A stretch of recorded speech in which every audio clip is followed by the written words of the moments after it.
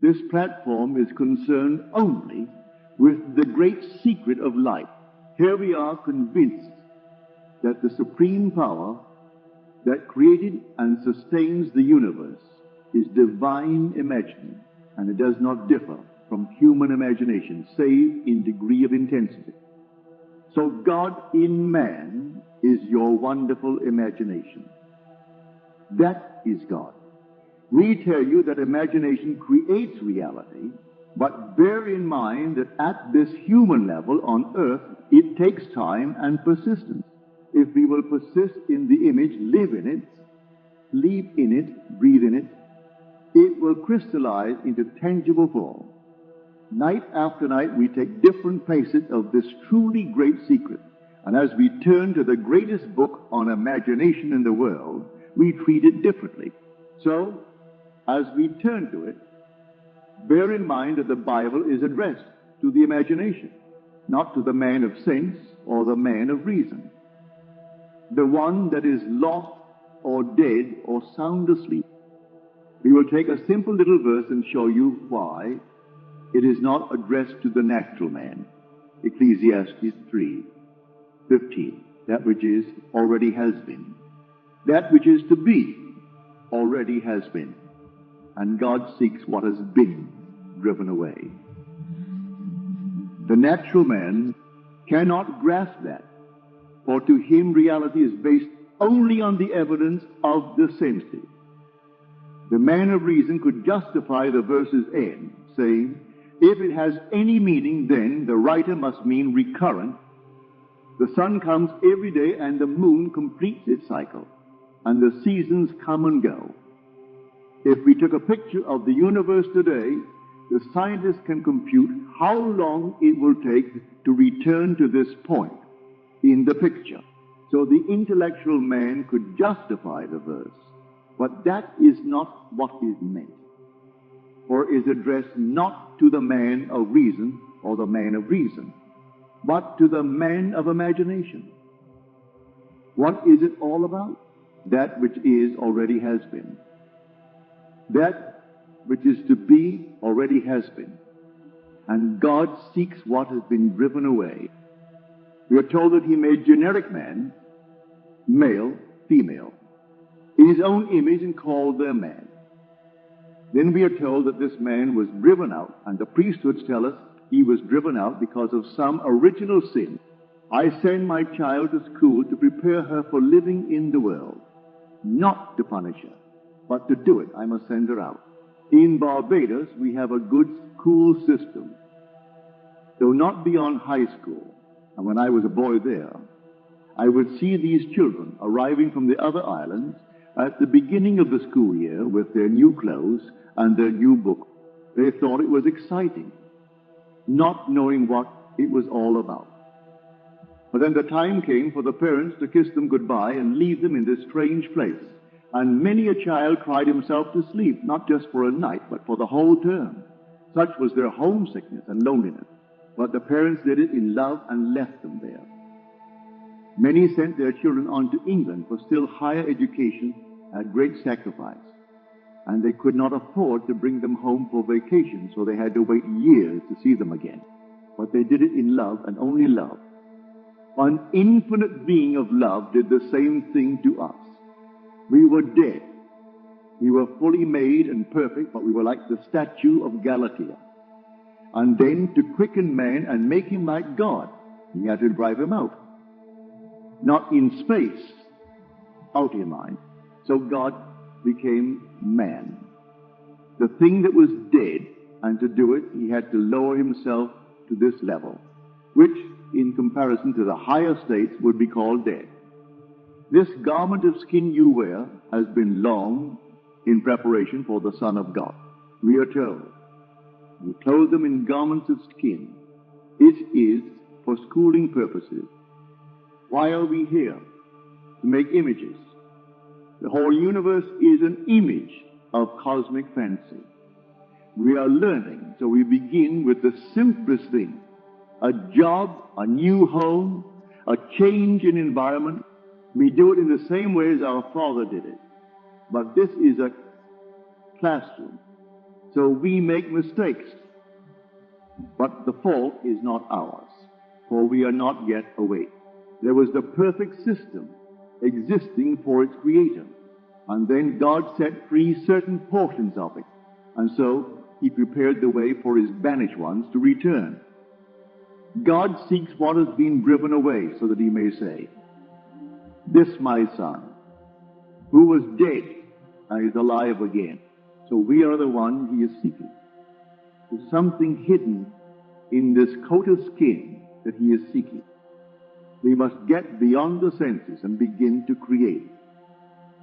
So I say to everyone that we must start the art of creating, no matter how simple or how big the thing is, no matter what it is that is creating. We create by faith, and faith is belief in the thing not yet seen. We create by assembling an image that implies we now have what we want in this world. And if we are faithful, we bring it to pass. And as we do it, we begin to move through this labyrinthine way for the return of his Son, whom God has afflicted. He will comfort and call his friend. So if you are hurt, do not believe that it was because of what you did in the past. No. We pass through the fixed labyrinthine ways that he has prepared for the return of his Son. So the Son finally awakens, and he walks with me through the whole roadway of these days. You can create anything in this world if you know who you are. And if you do not know, that is why these platforms exist to teach you, for we are all interlaced. You may think you are insignificant. You may even be in jail. But even behind bars, you are creating. And you need not remain in jail if you know who you are.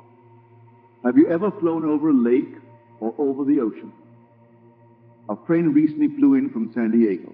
He had been in the Navy, and he had always owned boats, but he had never before observed what he saw now from the air. He was on the ocean side as the plane took off from San Diego, and looking down, he saw this little 30-footer coming in the opposite direction. He noticed the wake of this little ship and watched it widen, and nothing interrupted it. When his plane turned inland, he was flying at 300 miles per hour. But looking back, he realized that this little boat, doing maybe 30 knots, was troubling the entire Pacific. As far as the eye could see, this wake was moving and nothing could stop it. And the occupant of that boat was totally unaware of what he was doing. We're all like that. You think you can imagine and not affect others. It is like the wake. In time, it encompasses the whole world. It starts as a little field, but it grows wider and wider. Everyone will be in some way influenced by my pattern. If one knows what he wants for himself or for others and remains faithful to it, he does not have to act. A lady said to me the other night, "Look at my hands. A week ago they were blistered as if with acid. Now there is no scar, but it took me 5 days of revision to bring about what you are seeing. For unnumbered days prior to this, nothing happened, but 5 days of revision brought this about. She produced in her own body this change. This seems stupidity to the rational man. To the Greek, it is foolishness, and to the Jew, a stumbling block. It means that the man of reason cannot comprehend it. He cannot believe that one can create by imagination. The way is prepared for you, for there are unnumbered states, and we can create states to deliver others and pull them out of those into which they have fallen. We are here on the earth as in a great schoolroom. We were not sent here to be punished, but to learn to become creators like our Father. There is no original sin, for God made the decision to send me to school. In fact, I was dead. I existed only for God, the creator of the perfect system. And then came the decision to subject me to this schoolroom in the hope I would be set free in the glorious liberty of the sons of God. Given the choice, what child would go to school? But loving the child, the parents subject it to that training. How many years are taken from children's lives and given to learning? It is the same with us, only it is a vaster school. So let no one tell you that you did anything wrong in being born. These coats of skin were prepared for us, for they help man, the invisible reality, to become conscious. And then some certain teachers sent by God tell them of the only value in the world, and that is to awake. But if in the awakening you want a better home, a finer job, better health, then try to create it. Failure does not matter. You are learning. If you persist, you will win. You create by faith. By faith, the worlds were made and sustained. Things that are made from things that do not appear. So what would it be like if you were the man you want to be? See the world as you would like to see it. Let me define imagination for you. It is spiritual sensation, but the word spiritual is to most of us something that is not practical, the incorporeal as opposed to the corporeal. But imagination is the power to perceive what is absent from the senses. Take a road. There is not one here. But right now, could I sense it in any way, smell it, touch it? I can, though it is absent from the senses. That is imagination. If imagination creates reality, such perception of what is absent from the senses makes it so. We have unnumbered case histories to prove it. Imagination is the power to perceive what is absent from the senses. And if you persist, you go beyond the sense man and go beyond the rational man. The natural man receives not the things of the Spirit of God, for they are foolishness unto him. How can I discern my home spiritually?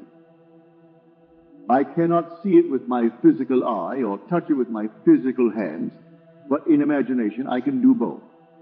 You may say, I do not have a home. Well, you do the same thing with a home you do not yet own. Do it with funds you do not now possess. Nothing is quite the same smell as money or the same sound. If it is money you want, use every sense to make it real. But do not say, I perceive it because I know it is there. To exercise the imagination, you see something that is not yet there. Then we get beyond the natural man. Like the lady who in 5 days brought about a complete transformation in her hands. Everyone is here for image, making and to learn lessons. And the being who sent you here came with you, and he has never left you. He became you and lit you with himself.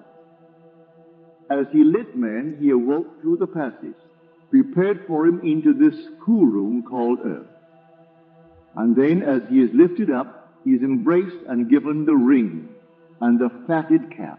For this is my son, who was dead, and now lives again. For the first state was death, and then comes the quickening of this state. He was lost, and now he is found again. That which is already has been, that which is to be already has been. And God seeks that which was driven away. So he drives him out by taking him out of mind. He is seeking Jacob in the Old Testament. And in the New Testament, Jesus. For when he finds him, he is Jesus. As he finds him, he is the reality of being, which is Jesus. He will find him in every being in the world. When this begins to awaken in you, the old form cannot contain it, any more than new wine can be contained in old bottles. You cannot take this new wine of truth and confine it to the old dogma. So it has to take a new form as Spirit begins to awaken within one. So make your image and ask no one to help you. For like the wake of the ship, it will change the whole world, if it is necessary to the fulfillment of your drama. Everything in the Pacific had to encounter that wake. Nothing could stop it. You are the ark of God, and what you are imagining is influencing all the others who are also imagining. So imagination changes things. Do not base it on facts. Truth as we see it is not confined to facts, but depends only upon the intensity of imagination. Everyone can do it, but often reason will interfere. A friend told me tonight that he desired the answer to a certain problem, and it was given to him. He said, I prayed to the being within me. It was a financial picture, and he got the answer. But it seemed so stupid he did not apply it. Although he did share in it, it brought about everything that he desired. Reason interfered, and he did not put his money into a certain venture. Reason stands between the man of sense and the man of imagination. Have you read Prodigal Genius, The Life of Nikola Tesla? He said there was nothing that was not within the imagination. He conceived of alternating current, and when Edison told him it could not be done, he said, but I see it, and I'm stopping it and starting it. And when they brought his model into the factory, they did not change a bolt of it. A friend of mine, a violinist, cut an accurate model of something he had seen in his mind. It was a collapsible box that is now used by department stores to hold dresses and such. He had it patented and sold his patent for $10,000. Not one person in this country but has used that kind of box. Harry Webb got it in a vision. The manufacturer made millions. Harry did not labor for it. Reason was suspended, and this came true. Apply this principle to the little things of life, and let no one tell you it is too material. The same ones will ask you for whatever it is when you discard it. You are here in this schoolroom to create out of your imagination, and to do it by faith. Imagine and create the noblest concepts for yourself or for others, and live in it. And in a way you do not know, you will influence the lives of everyone in the world, and everyone who will be needed to bring about your dream will be drawn into it and brought to you. Even those who seek to stack the cards against you and think they are doing so very cleverly will find that the very thing they did will instead stack the cards against themselves. You are influencing everyone in this world when you are imagining. Who knows what being now in solitary is not disturbing the whole vast world? He will never be accused, for he is not out. They can find a proximate cause, but they cannot blame him, for he was in a cell. Yet he could cause a wave of hate out of the depth of his own being. That is why it is so important to imagine wisely. There is only one being awakening, and that is God. And we were put into this schoolroom in love, even though many a night, like the children, we cried. Loving fathers here have sent their unwilling children to school. A loving Heavenly Father sent you here on earth. You apply it and use the greatest talent in the world, which is Himself. That is imagination. I cannot begin to tell you the thrill that is in store for you as you begin to live by imagination.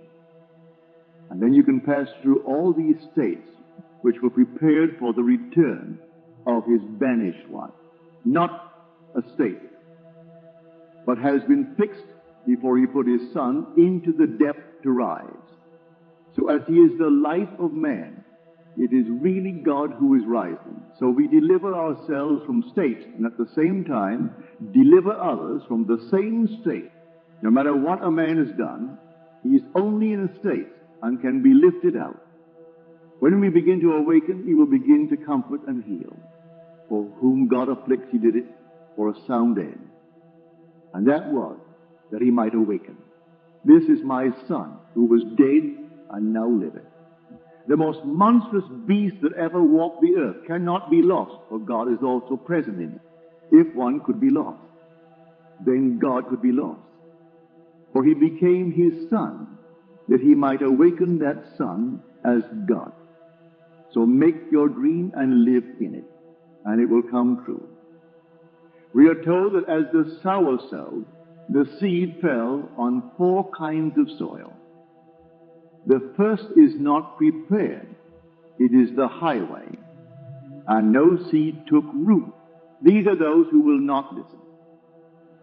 Then you will find one who will take this teaching, but it falls on stony ground. They get something new, but there is no root. The first thing they say is, oh, it would have happened anyway. The third fell among the thorns and thistles. It grows deeper than the one on the rock. But they really believe that it is only with money they can get things. And so the teaching was choked by the thorns of their unbelief. Then there is the well-prepared ground, and it roots deeply and produces 50 and 100 been prepared for your education, and that it is all interwoven in the labyrinthine ways of your own mind. And then you learn to walk in the feeling of your wish fulfilled, and you can create states from this heavenly alphabet of God. And then we find how the entire Bible story is a true story as seen through the eyes of those who wrote it. It is the history of the soul of man. And someday you will know it is taking place in you, and then it moves rapidly, and you will understand the vision you did not understand before. Then you can say, the whole book spoke of me. So, speaking of the one that God is seeking, the one who is lost, who found him. God found him. You find it unfolding within you. And then you see that you cannot, from now on, use the old bottle or the old frame, for the vision differs, and you cannot put new cloth on old garments, or new wine in old bottles. And your friends tell you that if you do this, you will have no listening. But you must go blindly on because you have been given the new wine. You see no one who is important, and you do not consider the wise or the foolish to be in supreme states. But you see them passing through these states into which we may all fall as we are being educated, as we move from the state of death to the divine liberty of the sons of God. So if you get a vision, do not let reason interfere, like my friend who lost $50,000 because he allowed reason to interfere and did not follow through on the answer that was given him. Reason divides the natural man's sense from the man of imagination. Blake says, those who restrain desire do so because theirs is weak enough to be restrained, and the restrainer or reason usurps its place and governs the unwilling. And being restrained, it by degrees becomes passive, till it is only the shadow of desire. If you desire the recovery of a friend, do not restrain it, for then reason will restrain it. Let no one tell you he is suffering because of the past. You are called on only to forgive him.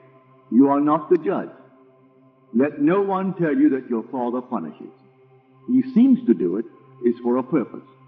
I kill, I heal, I wound, I make alive, etc. Choose life, but there must be the contrary to awaken you. But we may choose from the tree of life, which is truth and error. So deliver anyone from the state into which he has fallen. And you see what the prophet meant. That which is already has been, etc. For the schoolroom is prepared for the awakening Son of God. Now let us go into silence.